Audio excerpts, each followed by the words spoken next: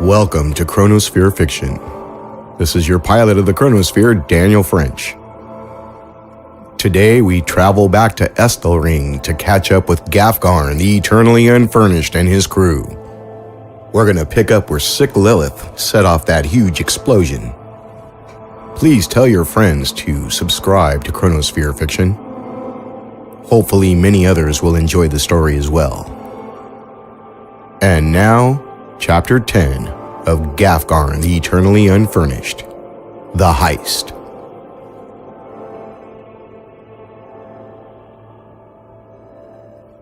The night was elderly in the Wasted Cadaver. A sign reading, "Closed for remodeling," hung from the locked front door, and lanterns illuminated the main room. Burly armed guards leaned against the doorframe outside, eyes drowsily scanning the street. Tables and chairs were pushed to the outskirts of the room against the walls. Various bags, boxes, and tools took their place, and scraps of wood and metal lie in a neat pile on the floor. The area resembled a workshop more than a congenial inn.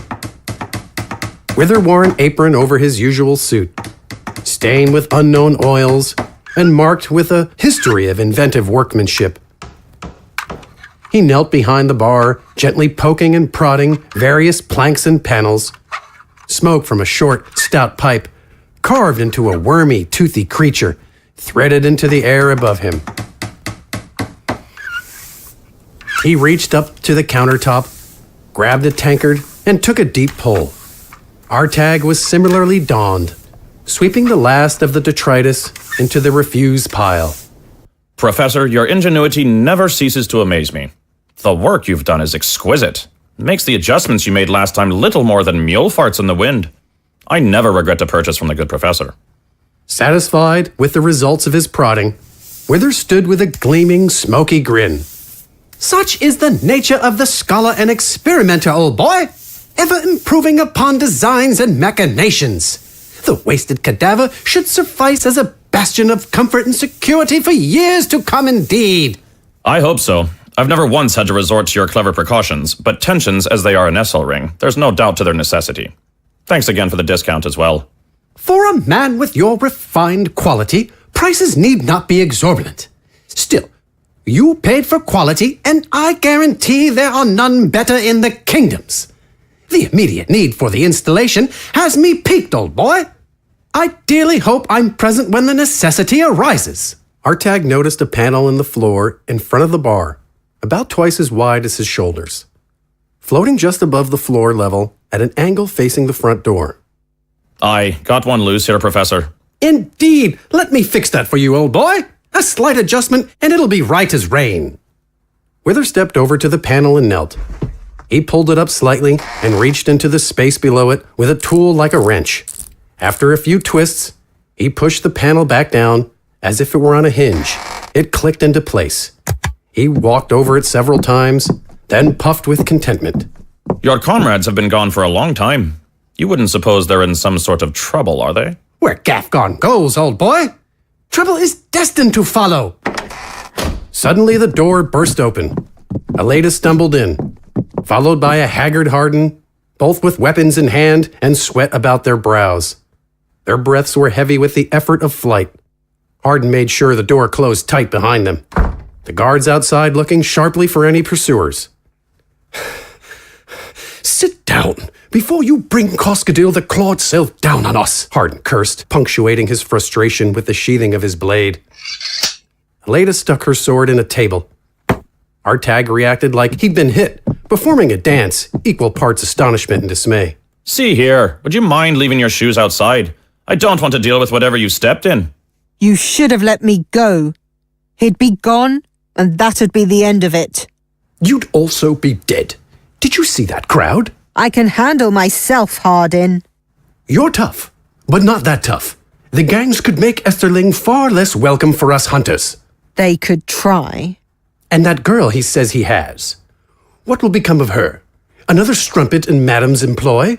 I warned you not to let your little vendetta get the better of you. Stop and think." Ilaeda gritted her teeth like a beast. That thing needs to die. Excuse me. I couldn't help but overhear your incessant nattering, and I can only conclude this pertains to AJ and my sister. Where is she? With the madam.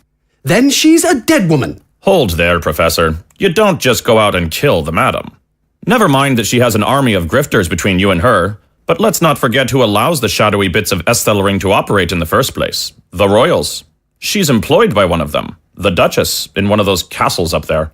Going toe-to-toe with that madwoman means placing a bright bullseye on her forehead for the world to see. Don't fret, old boy. She'll never see me coming. Now that I know where she is, no one is going to stop me. Let's go now, Wither. We still have time before the sun rises. Harden remained between Ilaeda and the door and said, No, Ilaeda. I can't let you. You're smart enough to see that's what AJ wants, to goad you into coming for him through the madam. It would cause the city to fall apart. He's hitting you where it hurts. You're so blind that you can't see he's using Cece's memory to manipulate you. He slit her throat, Harden. After I did what he asked, after I did this to myself, he still took her from me. Didn't you hear what he said? It's still just a joke to him. I know. She was my friend too. The whole guild has it out for AJ for what he did to you two. But right now, he has us in a corner. We need to be patient. We know AJ. He won't just sit around for long. He'll create an opening for us eventually. You need to calm down and wait. I agree. I don't know this, AJ, but I understand the situation. Ilaeda, if you do something now, you might kill this bastard, but the consequences would be so much worse for everyone else. Professor, I think you might have to give this some thought as well. If it becomes apparent that you killed Madam, and that you were staying here, it might result in the same madness that a guild bounty hunter killing a mob boss would. This is complicated. We should all rest and meet with the rest of your crew in the morning. I'll give everyone a day. If we don't have a solid plan, I'm killing the old gal myself. I will have my sister freed. She's all that matters. Besides, you don't understand the danger everyone is in while AJ has her. What do you mean? Artag asked. Thunderous applause echoed through the city, like a mountain being split open. Everyone turned to the windows in surprise. Something similar to that might happen, I'm afraid.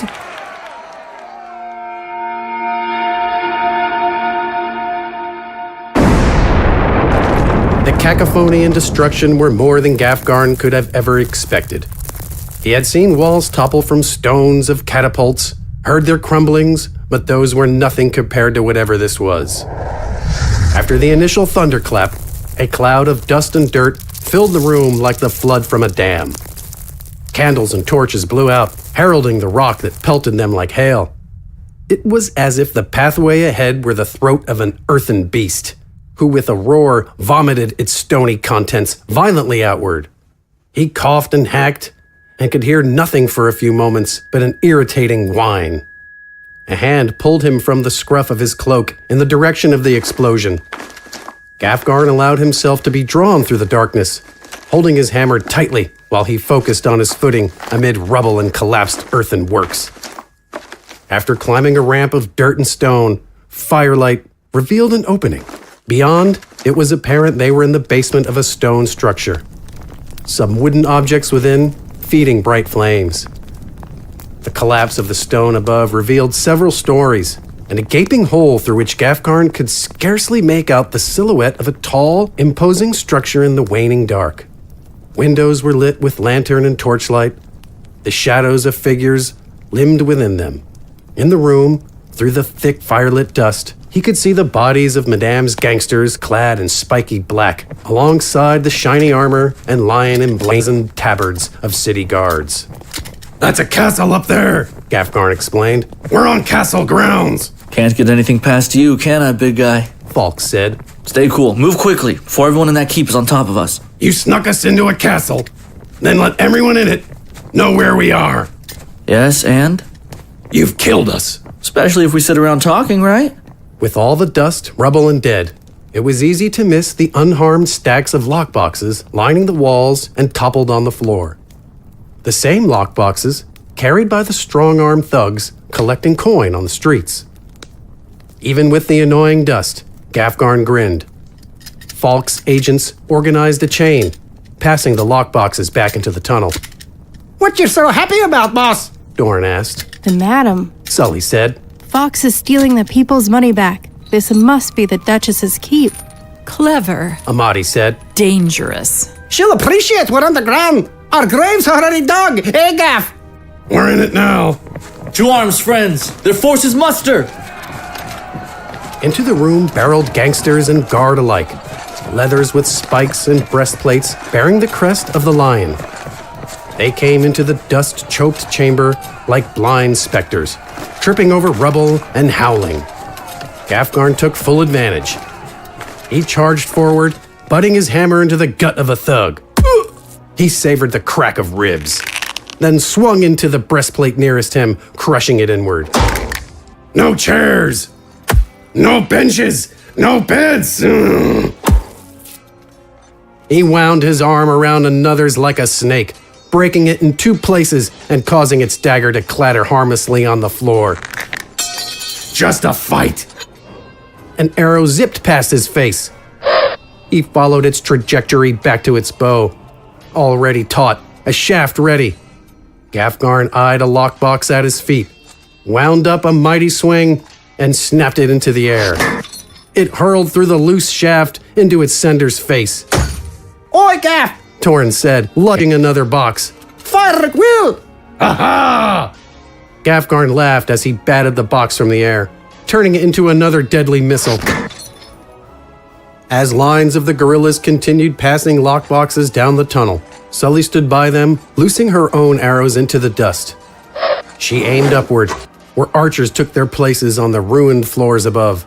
More of Faulks' troops rushed out. Pieces of the wooden barricades held above them like shields. Many arrows plunked harmlessly into the shabby improvised cover, but some found their way to unprotected targets. More reinforcements dragged the wounded and dead back down the tunnel. Besides Sully, Faulks and Imadi stood between the guerrillas and death, spear and blade flashing. I thought you wouldn't kill guards. Sully tagged a bowman above, aiming for Imadi's back, the sniper wailing as he fell into the chaos.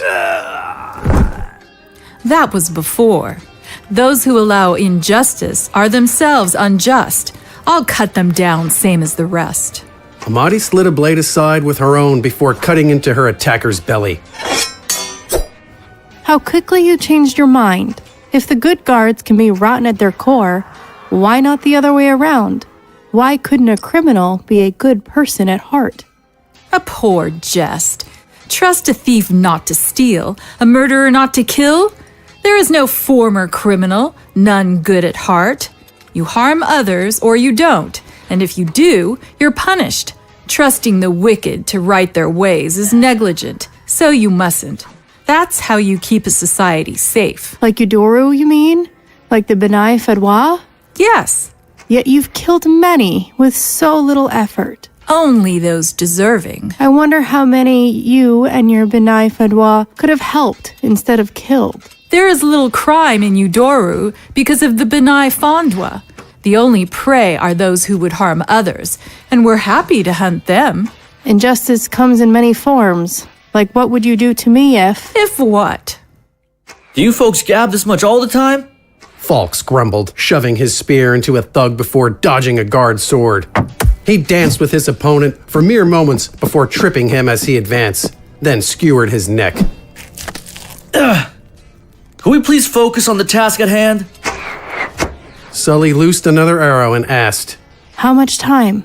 Yes, we're going to be overrun, Fox. Seconds, friends.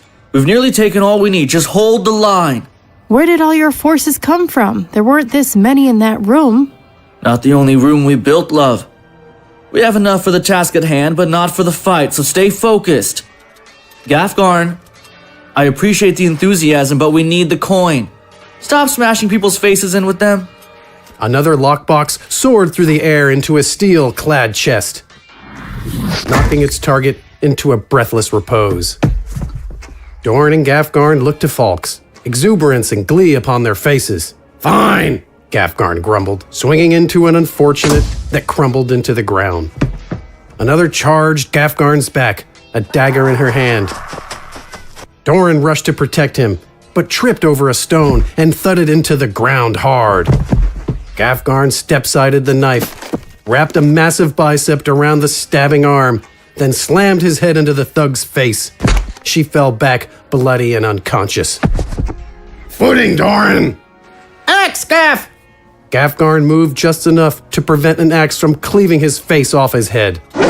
He slammed his hammer into the man's leg, breaking it loudly. Oh, a little help here, boss! Dorin raised his sword to block an incoming spear thrust. Gafgarn kicked his underling towards the rebels, leaving only the stone for the hungry spearhead to bite. Gafgarn swung hard, breaking through spear handle into the wielder's chest, crumpling breastplate and ribs. Learn to save yourself, Dorin! Faulks helped Dorin to his feet. He pointed his spear back down the hole, striking a dramatic pose atop the rubble as spears sped by him, and pronounced, Scrape up your last coin and gut your last crook. The coffers are empty. The lines receded into the tunnel. Anyone not carrying a barricade shield cradled a lockbox under each arm. Those who were armed backpedaled, funneling any attackers into the narrow tunnel. Gafgarn and Imadi held the regard, slashing and smashing shoulder to shoulder as the rebels retreated behind them.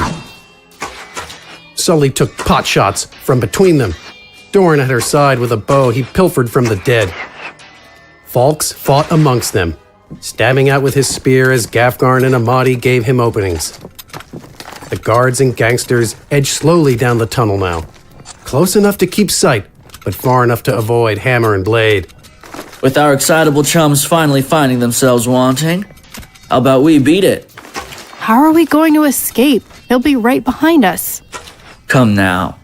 You didn't think I threw this party without a proper exit, did you? The crone is our chauffeur. Crone? The entourage quickened from a careful retreat into a full tunnel-borne flight. They charged past the chamber where once the force was only mustered, deeper into the dark passageways, with the castle's troops on their heels. It was dark until Gafgarn spotted a familiar sight. A small, sparkling flame dancing on the floor. He stopped next to it and noticed it was moving back the way he came. Hey, An aged voice cracked next to him. how long a stare is it going to take you to remember what happened the last time you saw a lit fuse? What's an old woman doing with a group of revolutionaries? An old woman from another country, mind you. A prettier one. There was far better drink. Less stuff to blow up, though. And they called people by their name. Then what's your name? None of your business, you big bald moron. A guard charged through the dark, past the fuse, straight at Gafgarn with an upraised sword. Gafgarn blocked his swing with his hammer's haft, then kicked out at a knee. It was enough to unbalance his opponent, even through his armor. With another shove, the guard fell back, and Gafgarn followed through with a mighty swing. Unworthy foe handled, the giant turned back to the crone. It's not safe. You have no idea, beast-headed buffoon. I know what's about to happen, and all you're doing is standing there. So are you. Yeah, waiting for your thickness to pick me up. You just gonna leave me here to die? In one motion, Gafgarn scooped her up and cradled her in one arm. She truly was like a tiny child, a wrinkly, angry child. Great. Now, how about we beat it like the Foxman said before we're eating dirt and fire with the addle-brained castle bastards behind us? Get old Lilith out of here. Gafgarn bolted as fast as he could. He came to an intersection and found Sully, Dorin, and Imadi waiting. Dorin was waving a torch emphatically towards a path and sprinted down it as Gafgarn got closer. The sound of Faulks' crew echoed lightly from the same direction. Move your horses, please! A deafening explosion thundered from behind them, urging them to follow Dorin's direction. They ran as hard as they could, The rumble of tunnels caving in behind them heralded a cloud of rock and dust. Gafgarn's eyes stung and lungs choked as he was reminded of his passionate hate for the airborne detritus. They and the Faulks ran until only their hard footfalls and sharp breaths accompanied them.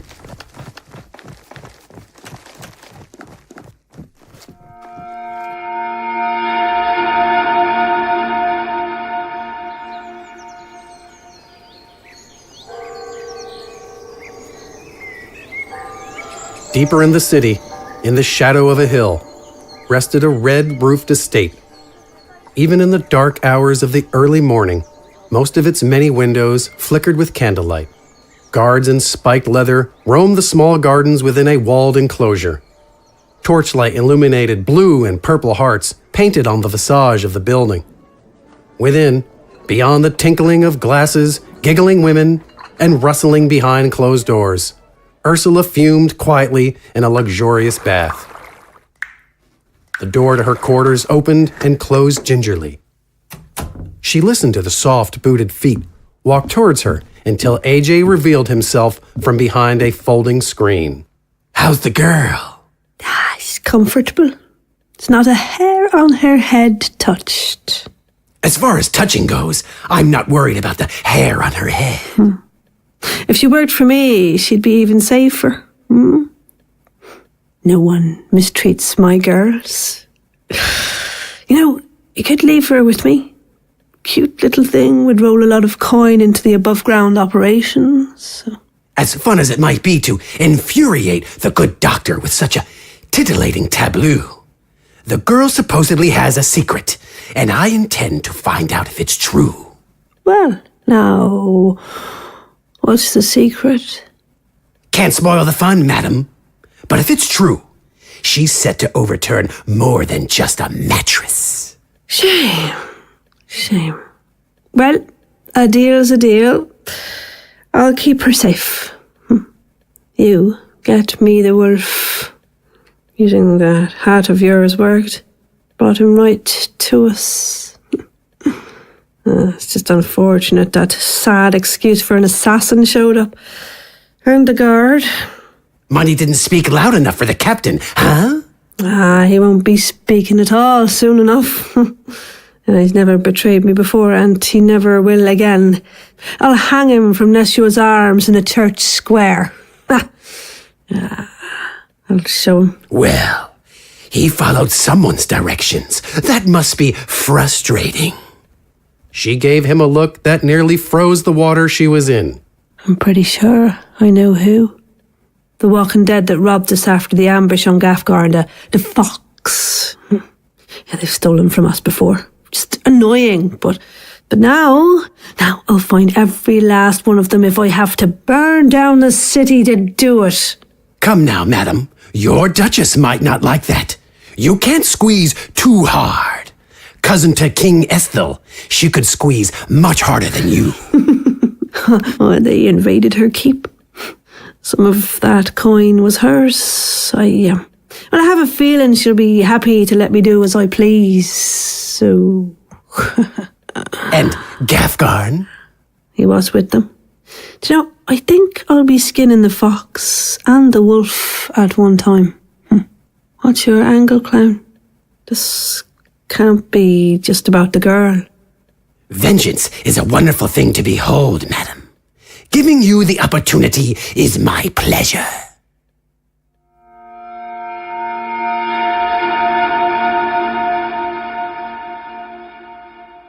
Across the city, atop a similar keep on a similar hill, a cloaked figure sat in a darkened office.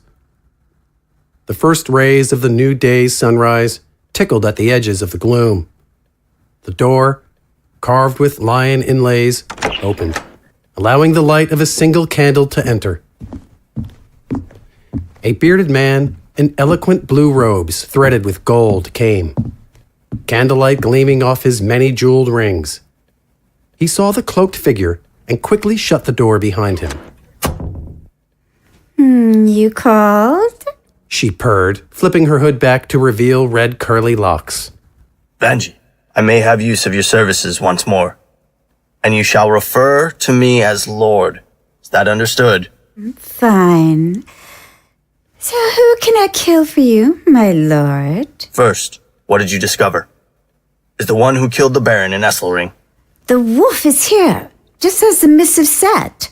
And this informant, is he or she really to be trusted? Whoever it is told us where to find the wolf, and I knew Boss Horror would get to him at some point.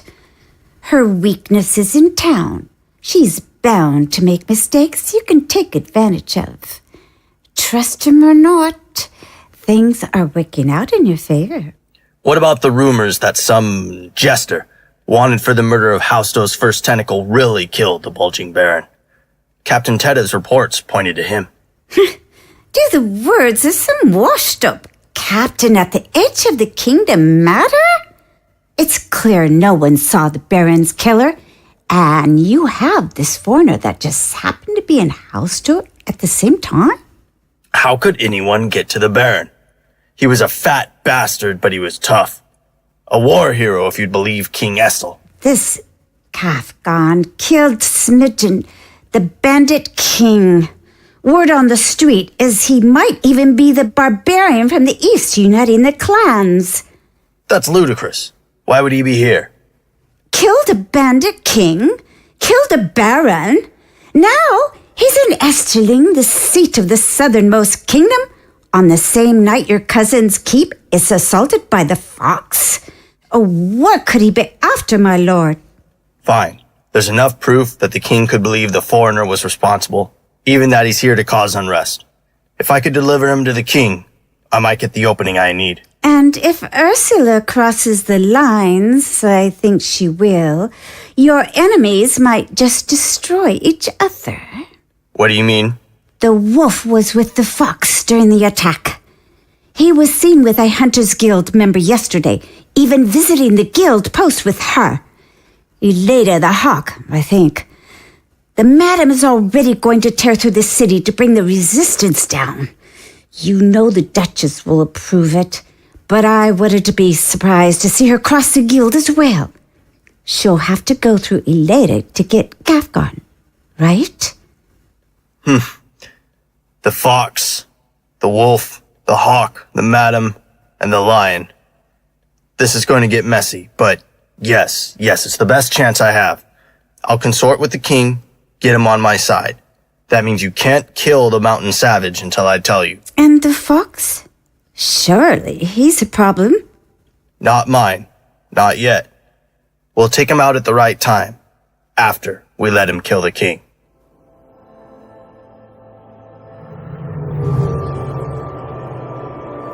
And that finishes this episode of Gafgarn, the Eternally Unfurnished.